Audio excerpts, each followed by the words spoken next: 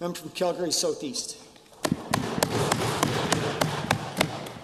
Mr. Speaker, the government's been very critical of the opposition in this House, saying that we would cut frontline services if we were allowed to exercise some spending restraint. Of course, Mr. Speaker, this is false. Our caucus values the important work that is done by frontline staff. However, it appears that this government is less genuine in their commitment to frontline health staff, as their budget cuts funding for emergency medical services by $17 million. Minister, why was the funding cut for such a crucial frontline health service?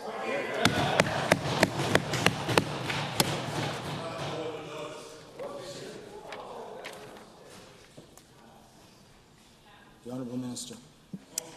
Thank you very much, Mr. Speaker, and to the member for the opportunity to clarify the record. There are a number of areas where there have been ambulances that have been paid off in the province, so amortization. It's good. Ambulances are paid in full, Mr. Speaker, and that's good news.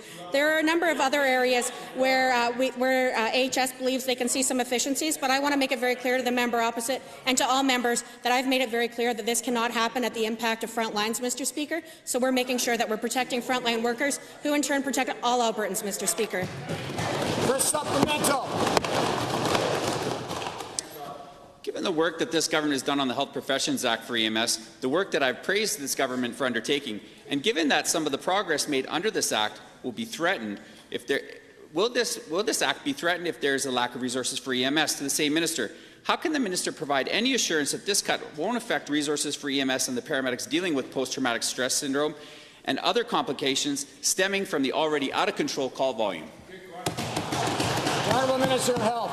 Thank you very much, and I want to thank the member for bringing up some of the very good work that's been done in the past, including some of the move about what we did around moving Quarry Park to make sure that we're able to find those efficiencies, Mr. Speaker. And I have to say that I show up to work every day working to make life better for Alberta families, and that's one of the reasons why we've made it very clear to AHS that we will not see contractions to the front lines and to the work that's being done diligently to make sure that EMS is there when and where Albertans need it, Mr. Speaker. I know members opposite are pushing for billions of dollars in cuts in areas that would impact the front lines, Mr. Speaker. We're not going to do that. We're going to make sure that we stand up for Alberta families and that we improve wait times, Mr. Speaker. Second supplement. Given that emergency medical service is such a crucial frontline service, you add in the fentanyl crisis, weekly code reds in our major cities, high call acuity, and rising PTSD claims for paramedics that are already being pushed to the brink.